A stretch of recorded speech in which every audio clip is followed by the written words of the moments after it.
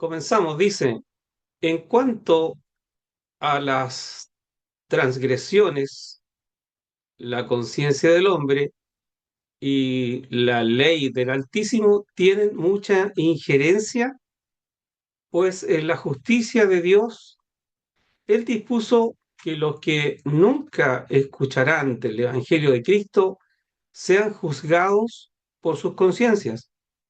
Esto es súper importante porque en algún momento se trata o se hace pensar que Dios es injusto y los va a mandar a todos al infierno sin preguntarles nada. ¿Y qué pasa con esas personas que nunca han escuchado el Evangelio?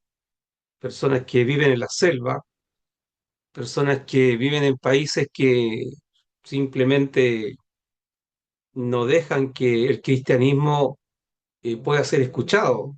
Encuentran a una persona con una Biblia y simplemente la pueden hasta encarcelar. Entonces, ¿qué va a suceder con las personas que nunca han escuchado de Cristo? Y como Dios es justo, Dios también proveyó un elemento para esto. Y radica en que las personas que nunca han escuchado de Cristo y del Evangelio, por de hecho va a ser y ha pasado, sean juzgadas por sus conciencias. Así de simple. Dice Romanos 2:12. Todos los que han pecado fuera del marco de la Torá morirán fuera del marco de la Torá.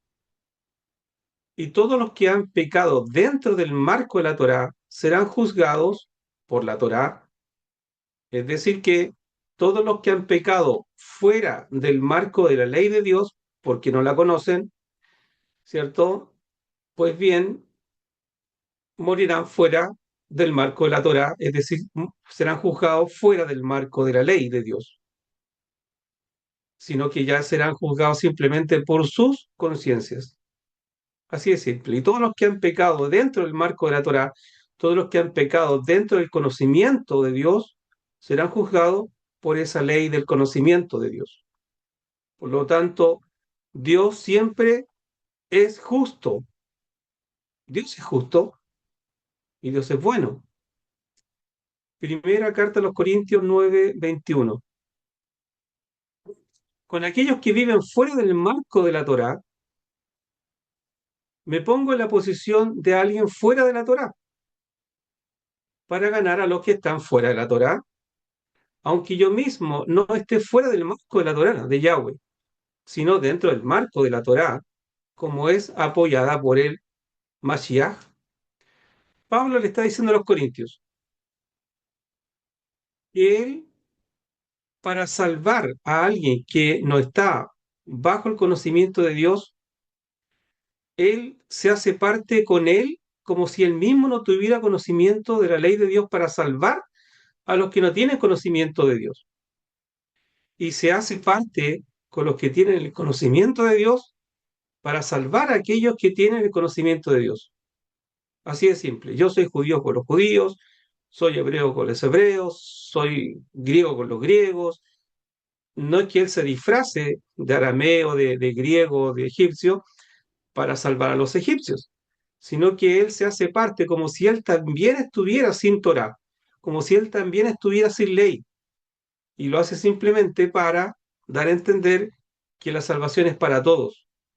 Ahora, cuidado con esto, porque el que mal entienda el concepto se va a hacer rockero de los rockeros y va a andar vestido de rockero para salvar a los rockeros y va a andar vestido de hippie, no siendo hippie, para salvar a los hippies. No, no es el punto, sino que es una cuestión espiritual y moral. ¿Se entiende? Yo me voy a ser parte de los indoctos para salvar a los indoctos. Yo me voy a hacer parte de los sabios, de los entendidos, para salvar a los sabios y entendidos. Bien, así se maneja ese punto. Como si el pecado fuera la muerte misma o se representara como si fuera una persona que cobra un precio por librarse de sí misma. Y si no pagas el precio demandado, el final será la muerte eterna, porque la paga del pecado es muerte física y espiritual, como un aguijón, una llaga, una herida abierta que supura y nunca sana. El pecado es tremendo. El aguijón de la muerte es el pecado. Así se debería entender. El aguijón de la muerte es el pecado. La muerte entra a través del pecado al hombre y cobra, ¿no? Se enseñorea. Nadie puede zafar de ella. Nadie puede pagar un dinero por ella, por zafarse de ella. Los antiguos egipcios pensaban que las personas que morían tenían que cruzar un río, ya un lago, y para poder pasar al otro lado tenían que ponerle monedas en los ojos al difunto para que con esas monedas él pudiera pagar el precio del poder pasar el lago o el río o el mar de la muerte y encontrar vida al otro lado. Entonces, se vuelve un concepto. Cristo dice, se hizo pecado por nosotros para hacernos libres del pecado y la muerte. Cristo se hizo pecado por nosotros para hacernos libres del pecado y la muerte. El concepto de Pablo, Cristo se hizo pecado por nosotros, no siéndolo. Y en esta condición de hombre, de pecador, nos salva. Segundo los Corintios 5:21. El que no conoció pecado, por nosotros lo hizo pecado, para que nosotros fuésemos hechos justicia de Dios en él. Por lo tanto, él muere como hombre y Dios le imputa la justicia a él, y por la justicia que le imputa a Cristo, esa justicia se traspasa a nosotros. Bien, fuésemos hechos justicia de Dios. Nosotros somos salvos por justicia. Sí, la base es la misericordia, pero la acción es la justicia. No es un perdonazo, es injusticia. Es justo que nosotros seamos salvos. ¿Por qué Cristo murió por nosotros? Romanos 6:23. Porque lo que uno gana del pecado es muerte. La paga del pecado es muerte, dice la Reina Valera. Mas recibe vida eterna como don gratuito de Yahweh en unión con el Mashiach Yeshua, nuestro Adón. Bien, claro, porque el pecado exige la muerte, exige la paga. Bien, pero en Cristo nosotros tenemos vida y gratuita en Dios, que se une con Cristo, que es nuestro Señor. Por ende está hecho perfecto. Isaías 53:5. Pero Él fue herido por causa de nuestros pecados, machacado por nuestras iniquidades, el castigo de nuestro shalom, de nuestra paz, cayó sobre Él y por sus llagas hemos sido sanados. Primero Corintios 15:54. Cuando lo que se corrompe se vista de incorrupción y lo que es mortal se vista de inmortalidad, entonces este pasaje del Tanaj será cumplido. La muerte será tragada en la victoria, será absorbida. Muerte, ¿dónde está tu victoria? Muerte, ¿dónde está tu aguijón? Escucha esto, el aguijón de la muerte es el pecado, lo que les decía anteriormente. El aguijón de la muerte es el pecado. Y el pecado deriva su poder de la Torá, pero gracias sean dadas a Yahweh, quien nos da la victoria por medio de nuestro Adón Yahshua el Mashiach. Bien, por ende, nosotros que estamos en un cuerpo corruptible, bien, se vestirá de inmortalidad y ahí será donde la muerte no tendrá nada contra nosotros, porque el pecado ya va a ser totalmente pagado, ya está pagado, pero va a ser una consumación, y ese aguijón que es el pecado de la muerte ya no estará afectándonos nunca más. Dice, el aguijón de la muerte es el pecado y el pecado deriva del poder de la Torá. Claro, porque la Torá vino, en este caso las 613 leyes, vinieron a nosotros a enrostrarnos el pecado. Y enrostrándonos el pecado, lo que hizo la Torá nos causó la muerte, porque nos dijo que nosotros éramos pecadores. El ser humano estaba totalmente desprovisto de santidad y nos mostró como un espejo nuestra alma. Por eso Pablo dice, yo conozco el pecado por la Torá.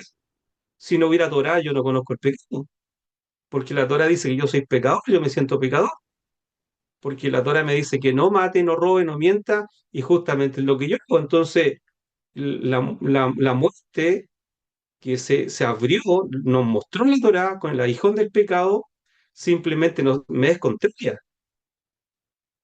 Por eso, por eso dice el pasaje abajo, ¿quién nos da la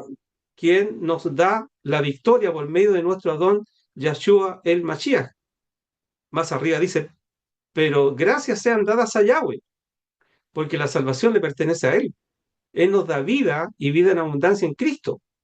Entonces nosotros nos podemos sacar de encima, comillas, el pecado del aguijón de la muerte y ya nos da vida y vida eterna en Cristo. Eso ya fue, ya está, pero falta la consumación de los hechos cuando empiecen los juicios. Dice, el que vence la muerte, vence el pecado. Y el único que pudo hacer eso fue el Hijo del Todopoderoso, el Mesías Yahshua, la muerte de cruz y resurrección al tercer día. O sea, la hizo perfecta, la hizo completa, como un reloj suizo. Perfecto, un plan perfecto. Todo se preparó silenciosamente. Pasaron 1000, 2000, 3000, 4000 años, 5000, por ahí por el 4700, 5000 por ahí, aparece nuestro Adón. Bien, ¿para qué? Para vencer la muerte. Y venciendo la muerte vence el aguijón del pecado. Eso tan solo puede haber hecho Cristo y nadie más. Porque si nosotros pudiéramos haberlo hecho, no viene Cristo a salvarnos. La realidad del pecado. En cuanto a la realidad del pecado, hay 5 posiciones que lo niegan. Bien, niegan el pecado. No existe el pecado. Lo más, a lo más interpretan y hasta le restan la debida importancia a saber. Bien, 5 posiciones. Primero, el ateísmo. Como la filosofía niega a Dios, del mismo modo niega el pecado. En el estricto orden de que el pecado es en contra de Dios. Entonces, si no hay Dios, no hay pecado. Si no hay pecado, no hay Dios. El ateísmo es ausencia de Dios. En el análisis final de las cosas, toda mala acción está dirigida contra y hacia Dios, pues el hacer el mal es desobedecer la ley del bien y el bien es de la ley de Dios. O sea, un pecado es una transgresión a una ley y es una ley moral que pone Dios. Si no hay Dios, no hay pecado. Y si no hay pecado, no hay ley. Entonces es fácil derribar todo simplemente diciendo que no hay Dios. Fácil, no hay infierno, no hay cielo, no hay vida eterna, no hay nada. Bien, en palabras simples, el ateísmo dice, ¿para qué preocuparse del pecado si no hay infierno, ni cielo, y menos hay un Dios? Y si hubiera un Dios, nos dejó totalmente solos a nuestra suerte. Esta postura es netamente humanista, el hombre por el hombre. Por eso es que el comunismo es ateo. y siempre está el bien del hombre, que los pobres niñitos, que no le hagan nada, que el pobre ser humano es víctima de la sociedad, que hay que darle oportunidades. ¿Cómo no vamos a creer en el ser humano? Démosle posibilidad de crecer en el bien último, en la poesía y cosas semejantes. Entonces, el punto es ese, de que si no hay Dios, no hay nada. Y si alguien nos hizo por casualidad, no sé, un experimento en el cielo, salió el ser humano, este Dios que dijo que era Dios, que nos iba a cuidar, a defender y a proteger, simplemente se limpió las manos y se mandó a cambiar. Y nos dejó solo a nuestra suerte.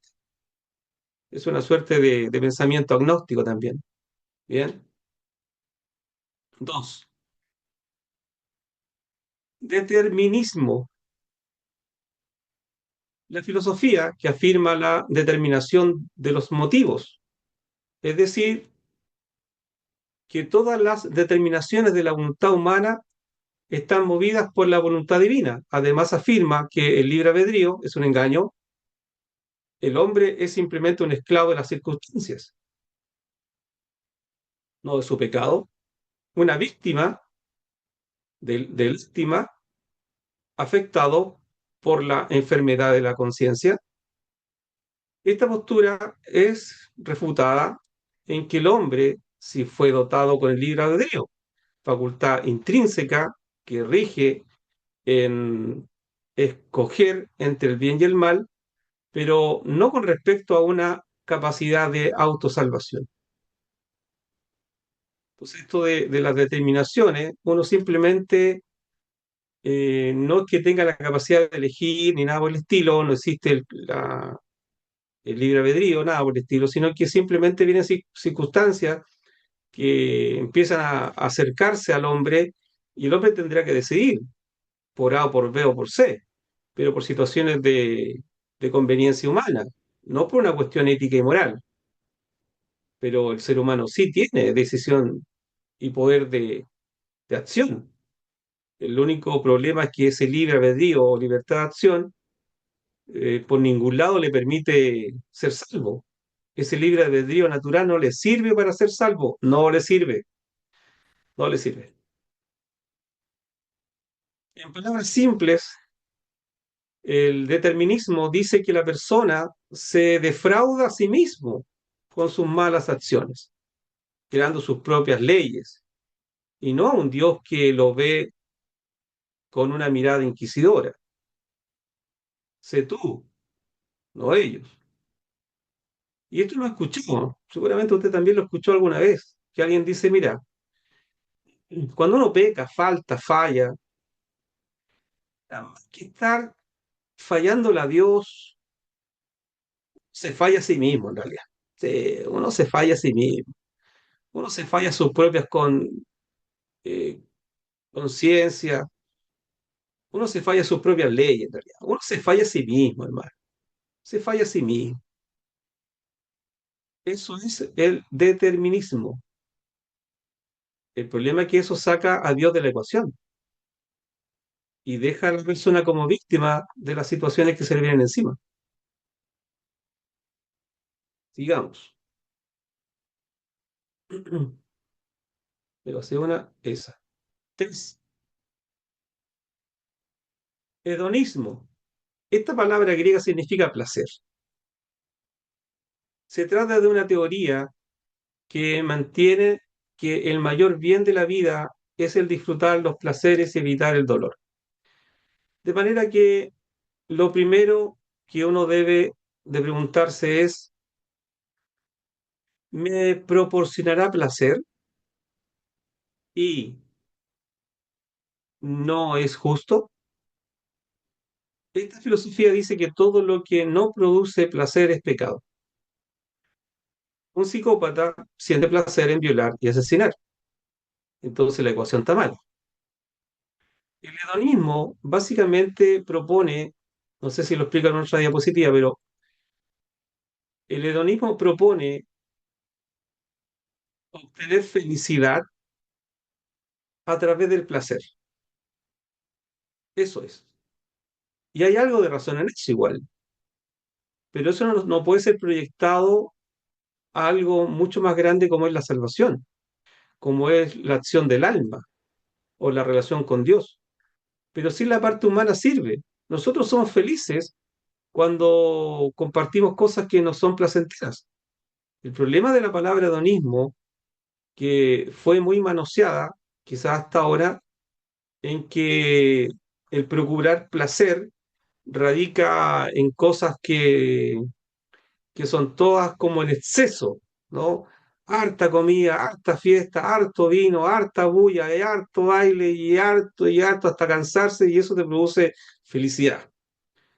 Entonces ellos tratan de alcanzar el placer a través, perdón, alcanzar la felicidad a través del placer. Pero el hedonismo no tan solo son excesos, sino que también el hedonismo procura los placeres simples, ser feliz a través de placeres simples, de tomarse no sé, una taza con chocolate caliente en el invierno, tener los pies calentitos con un par de calcetines, ser feliz con cosas simples, una caricia, una flor, un beso. ¿Se entiende? Entonces, el problema de este hedonismo que la gente lo lleva a la máxima en cuestión de pecado, pero igual hay algo de cierto en esto, no tendrá una verdad total, pero hay algo de cierto en esto. Uno también siente felicidad con placeres, que te regalen algo, un obsequio que no lo esperabas, algo que te proporciona alegría. Entonces, el problema es que si uno saca a Dios de esta ecuación, se perdió todo, se perdió todo. Pero nosotros también disfrutamos de placeres, ¿bien? Que no son desordenados, ese es el punto. Se recuerda el tema de la concupiscencia, son placeres desordenados, pero el salvo tiene placeres. Mientras estén ordenados, no hay ningún problema. Pero el hedonismo se anduvo desvirtuando un poco de concepto. El hedonismo básicamente es conseguir la felicidad a través del placer. Incluso no es necesario buscarlo por medio de los excesos, como muchas veces se piensa, sino también a través de las cosas simples que causan alegría y puedan producir placer. Ahí este señor se está sirviendo un capuchino quizás, se está armando ahí un latte. ¿Es momento o no? Tomarse un café. Relájate, tómate un café. Ahora, nosotros hicimos una clase una vez sobre esto. Hicimos la diferencia entre la filosofía, cómo alcanza la felicidad la filosofía. La filosofía alcanza la felicidad a través del placer, ¿bien? A través del placer. Y su ícono de la filosofía es la prudencia. Por eso que los filósofos son tan silentes, no hablan tanto.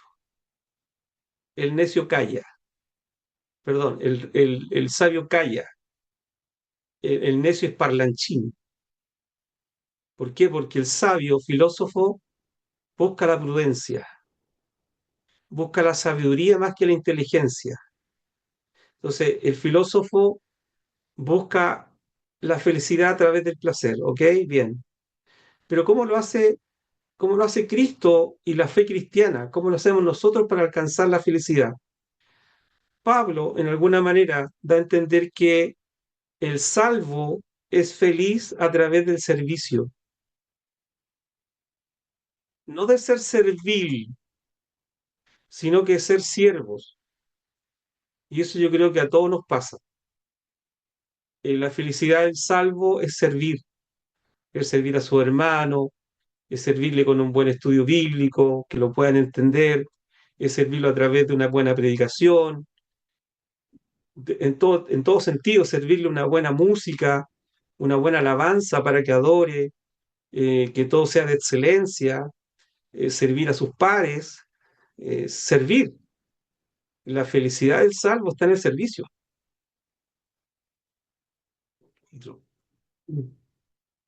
Ciencia cristiana. Aquí hay una mezcla rara.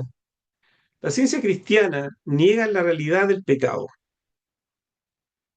El pecado dice, no es algo positivo, No, simplemente la ausencia de lo bueno, punto, nada más. El que el pecado tenga existencia verdadera es un error de la mente normal. El hombre piensa que el pecado es verdadero, real, por lo tanto, su pensamiento necesita corregirse. Entonces, claro, cuando tú sacas de la ecuación un punto, todo se desbarata. No, claro, sí, si el pecado no existe, es un error de la mente. Lo único que hace el pecado es neutralizar al ser humano y lo deja cojo, ¿no? Y necesita la religión como un bastón para seguir caminando. Usted saque el concepto de error. ¿Qué tanto error? Sigamos caminando. Si en el camino se arregla la carga. Ya vemos cómo lo hacemos.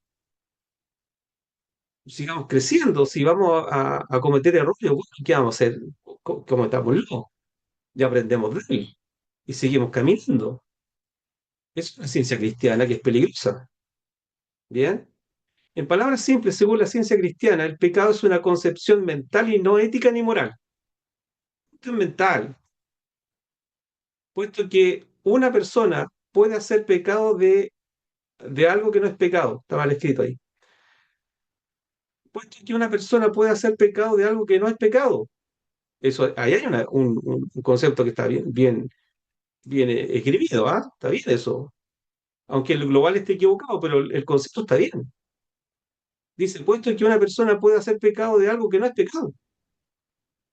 Como acusar a una hermana de pecadora y libertina que no tiene santidad externa por usar pantalones mal usando Deuteronomio 22:5, fuera de su contexto. El problema de esta, comillas, pseudo verdad, que la ciencia cristiana lo traspola, lo agranda, lo sublima, y lo deja casi en la parte reemplazando lo moral y lo ético. Bien, ahora, hay personas que hacen pecado de algo que no es pecado y con eso pecan. La respuesta es sí, pues, hermano. Sí. Si Pablo a los romanos les dice, ustedes son todos culpables, tanto el que peca como el que juzga al que peca. Bien, y más encima, si tu juicio ante el que peca es equivocado, es doble falta. Es como el tenis. Doble falta, 30-15. ¿Por qué? Porque hay personas que cuando ven a una hermana con pantalones la critican y la juzgan, tanto como en un anacrino como en un...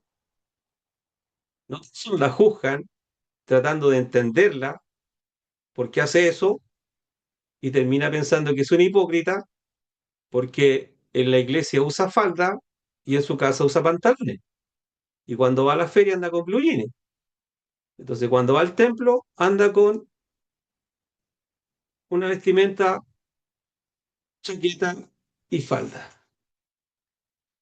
Entonces, al final, la concepción del pecado también tiene que ver con la conciencia. A eso apela este término, ciencia cristiana, que tiene una pseudo verdad, pero lo global está equivocado.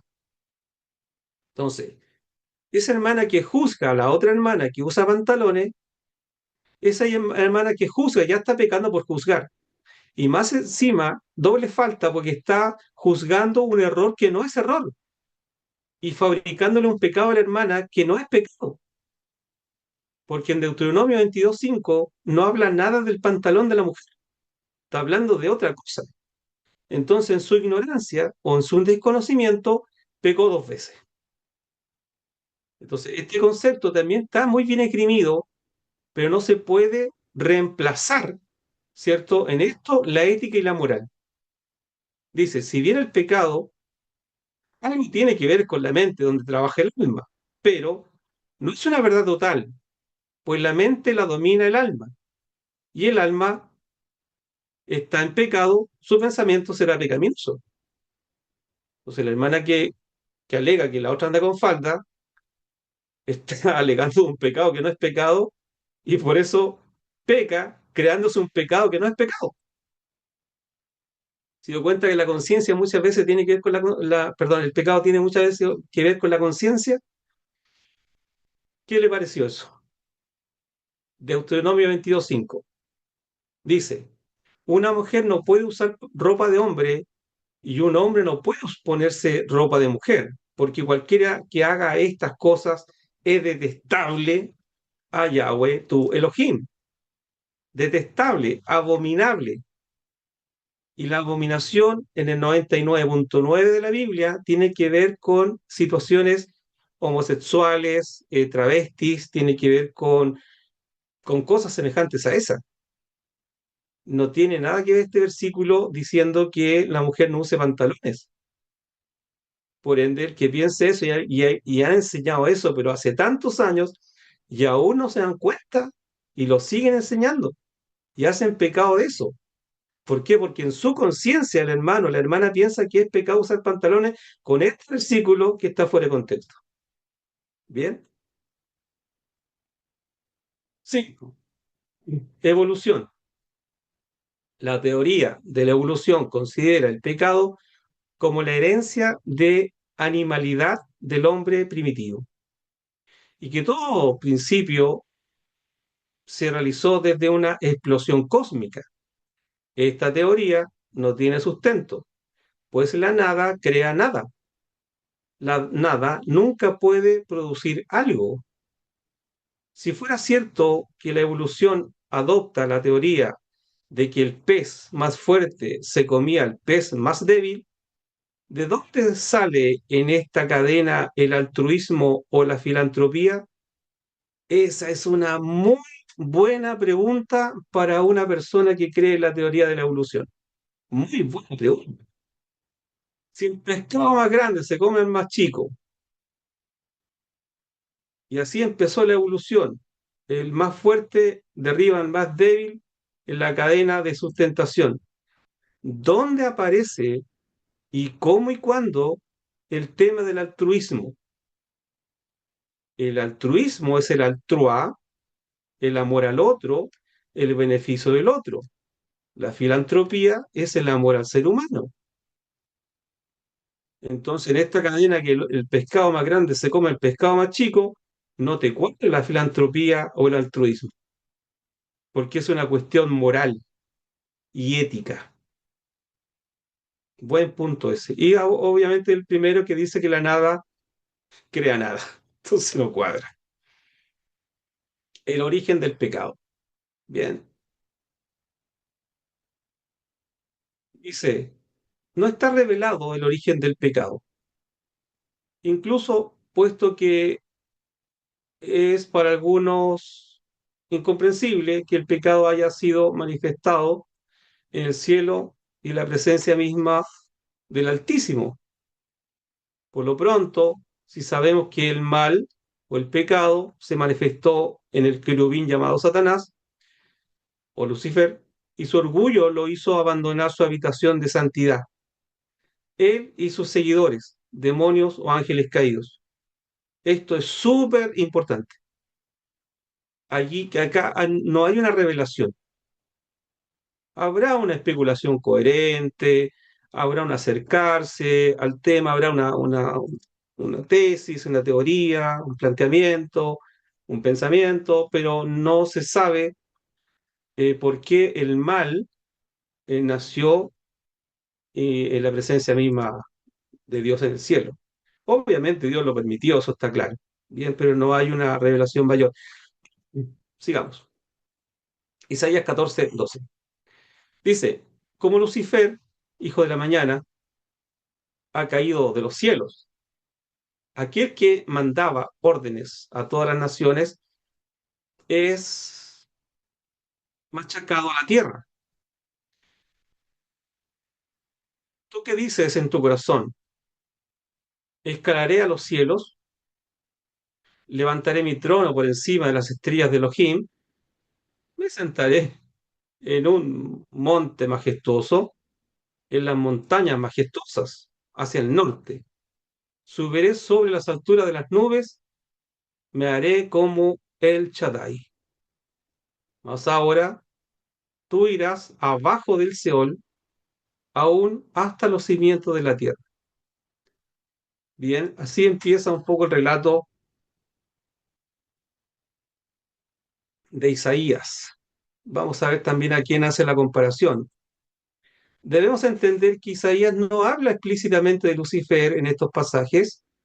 El profeta habla del rey Nabucodonosor, pero en forma implícita, no explícita, sino que implícita, hace alusión, comparación, analogía con Lucifer.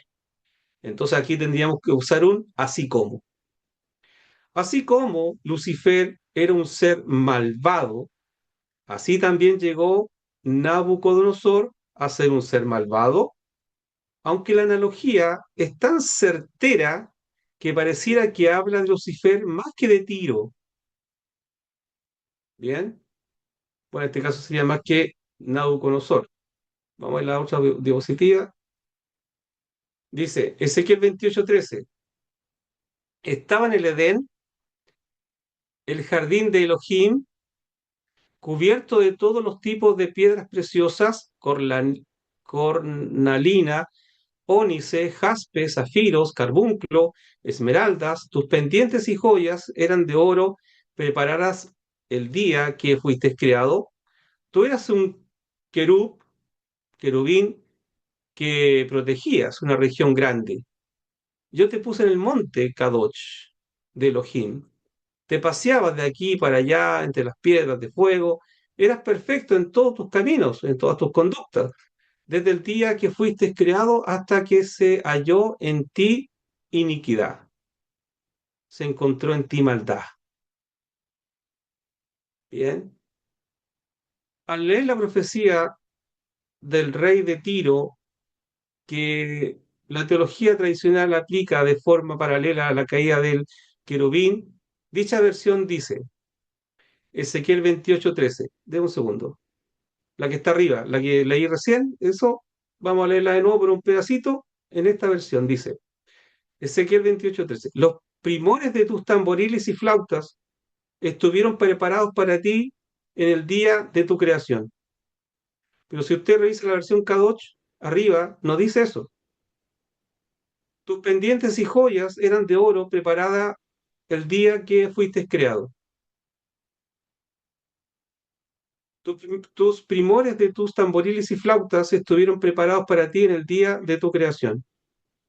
Ezequiel 28:13, Kadosh, estabas en el Edén, en el jardín de Elohim, cubierto de todos los tipos de piedras preciosas, corlanina, ónice, jaspe, zafiros, carbunclo, esmeraldas.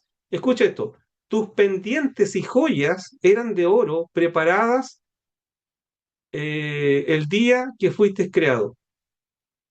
Entonces la versión Kadosh, versión hebrea, no dice tamboriles y flautas, sino que dice pendientes y joyas. Y ahí hay un punto. Aquí hay dos palabras que al parecer quizás a lo mejor fueron mal traducidas. Uno, tamboriles. Y la dos, flautas. Neget. Uno, aunque en otros contextos de la Biblia pueden significar un pandero o un tamboril. En la joyería antigua se refiere a los engastes o las bases de metal, de oro, donde se sujetan las piedras preciosas. Dos, neget, flautas. Esta palabra no significa flauta, su raíz significa literalmente agujero o perforación o cavidad. En el contexto de un joyero se refiere a las cavidades o moldes tallados para incrustar las gemas. Bien, sigamos. Un segundito. Ahí es la que sigue. Dice, las traducciones modernas más precisas y directas del hebreo, como la Biblia de las Américas o las traducciones judías de la Tanaj, corrigen este error de traducción. Ezequiel 28:13 dice, en el Edén estabas en el huerto de Dios, toda piedra preciosa era tu vestidura, el rubí, el topacio, el diamante, el berilo, el onice, el jaspe, el zafiro, la turquesa y la esmeralda y el oro, la hechura de tus engastes y de tus encajes estaban allí. El día que fuiste creado, fueron preparados. O sea, estos engastes y encajes fueron preparados en oro para que en estos engastes y encajes fueran incrustadas las esmeraldas o los diamantes que Dios quería ponerle a este ser extraordinario. Al parecer nunca hubieron tamboriles ni nunca hubieron flautas. El contexto real. El profeta no describe a un querubín dirigiendo una orquesta, está describiendo un ser cubierto de piedras preciosas. El versículo menciona el topacio, diamante, jaspe, zafiro, cuyos encajes de oro fueron diseñados a la perfección el día de su creación. Es un diseño visual, de vestidura y de realeza, pero no musical. Bien. Así también en las palabras del profeta Ezequiel se alude en forma explícita al rey Tiro, pero implícitamente hace una analogía simbólica a Lucifer debido a su orgullo y caída, aunque la analogía es tan certera que pareciera que habla de Lucifer más que de Tiro. Bien. Un punto que voy a arreglar antes de pasarle la diapositiva. Ahí hay un problema de tipeo. Me gustaría corregirlo antes que lo guarde en su escritorio.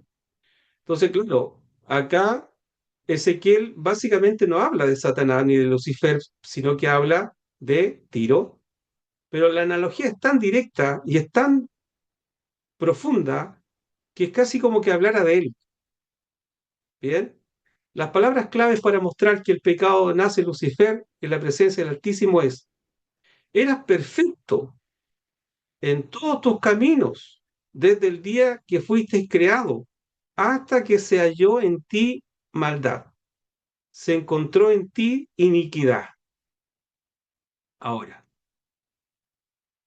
pudiera lucubrar, decir, analizar una especulación coherente en que este ser era tan bello y perfecto, pero hermosísimo, y pues podría haber hecho que al, al halago, bien, al halago de los otros ángeles, él se hubiera sentido orgulloso. Es una buena tesis, en que todos dijeran: oh, mira, viene Lucifer, mira cuánto brillo, mira cómo luce, pero extraordinario, no le veo por ningún lado ni un tamboril ni una flauta, pero qué hermoso se ve entre tanta joyería, entre tanto desgaste de oro donde fueron incrustadas las perlas preciosas, pero mira cómo brilla. Y eso haya causado en Satanás, en Lucifer, el orgullo. El problema de esa tesis es que tiene un fallo. Y el fallo es que dejaríamos a Satanás casi como una víctima. Le dijeron tantas veces que era bonito que se lo creyó. Si a él nadie le hubiera dicho que era bonito, no se la cree y no se enorgullece. O sea, la culpa no es de él es una víctima, como también fue en este caso Adán, que fue llevado a pecar. Y por ende, Satanás tendría que tener un plan de salvación. Pero la Biblia dice: hasta que se halló en ti iniquidad, nació de él el pecado. ¿Por qué? No se sabe. Deuteronomio 29:29. Bien. Lucifer. Dios decidió crear criaturas inteligentes y libres. Dios dijo: era bueno en gran manera. Y se halló en ti maldad. Dios no crea la maldad. Dios crea todo bueno. Sugiere algo intrínsecamente malo en Lucifer, que en algún momento se hizo manifiesto el génesis de lo que dio lugar a que se manifestara eso, lo que no se sabe. Y no se sabe, y no que alguien lo sepa, no se sabe. Porque este tema le han dado vuelta a todos los teólogos, por lo menos ya hace ¿cuánto? ¿2000 años? ¿3000 años? ¿4000 años? Y no hay respuesta para eso. Yahweh es responsable de la creación santa y perfecta de este querubín, pero no de la conducta pecaminosa de este ser perfecto y hermoso. La incógnita siempre será, ¿por qué el Altísimo permitió que Lucifer se convirtiera en un ser malvado? ¿Acaso la libertad que se le da a cada criatura está sobre su soberanía? Muy buena pregunta esa. ¿Acaso la libertad que se le da a cada criatura está sobre su soberanía? Es tanto el respeto que le otorga a su creación para que tome su propia decisión, que esta decisión pudiera estar fuera del ámbito del deseo de Yahweh, en que le sirvan y la adoren por amor y no por obligación. O sea, es tanto el respeto a su propio planteamiento que yo no quiero que alguien me adore por obligación. Yo quiero que me adoren y me respeten por amor. Pero para eso ellos tienen que tener libertad. Ahora, que esa libertad se sobrepase a mi soberanía, esa es la pregunta. Seguramente la respuesta es no. Dios no permite que alguien sobrepase su soberanía y justamente lo vemos con Lucifer. ¿Bien? Es un buen punto a pensar. Posición de los adoradores y seguidores de Lucifer, que más que un manifiesto a favor de Lucifer, es en contra de Yahweh. Los llamados salvos han estigmatizado y ritualizado la figura de Lucifer como una figura grotesca, diabólica, como un macho cabrío, un sátiro en forma de hombre, figura zoomórfica. Los luciferinos piensan que Lucifer nunca ha perdido su belleza. Nosotros creemos que sí, porque se disfraza de ángel de luz. Lucifer es una víctima del delirio de la autoadulación de Yahweh. Ese es el concepto que manejan los luciferinos, los satanistas. Lucifer es una víctima de Yahweh. Es una víctima del delirio de la autoadulación de Yahweh. Bien, entonces es un concepto totalmente eh, equivocado. Dios no es así. Dios no pide adulación. Dios pide honra porque la merece. Es el creador de todas las cosas. Es el sumo Dios. No es que Él desea que lo adulen por algo, sino que Él quiere compartir su amor con el hombre. Están perdidísimos los luciferinos. Los satanistas están totalmente perdidos con eso. Los luciferinos ven a Yahweh Elohim no como un ser supremo, benevolente, sino como una figura tiránica, represora, limitante del potencial humano. Consideran a Lucifer como el verdadero portador de la luz, del conocimiento y la libertad, que se rebeló contra autoridad divina que buscaba obediencia ciega a la esclavitud intelectual. Los luciferinos dicen que Satanás es el gran libertador, que es Jesucristo y ocho cuartos. Satanás es el gran líder. Él nos abrió la mente. Él nos dio la libertad de acción. Si están perdidos, pero los luciferinos aman y respetan a Satanás porque él es es el real libertador y Yahweh es un ser vanaglorioso que solo quiere tener criaturas a su servicio y que lo adoren llenando su ego eterno. O sea, Yahweh quiere llenar su ego. No, si estos andan perdidísimos.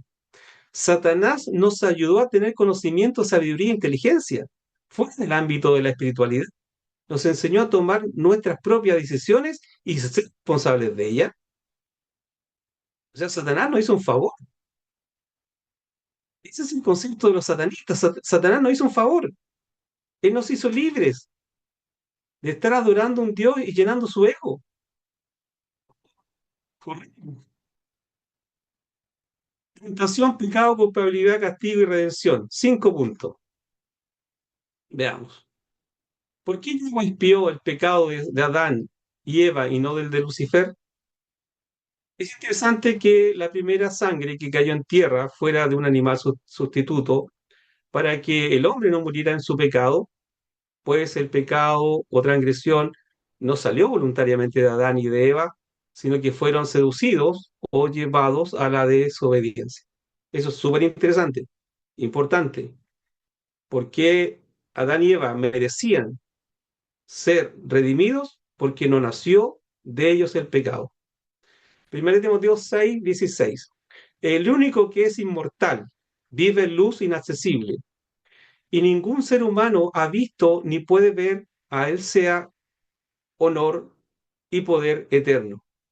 Es decir, Dios en su poder y autoridad decidió expiar el pecado del hombre.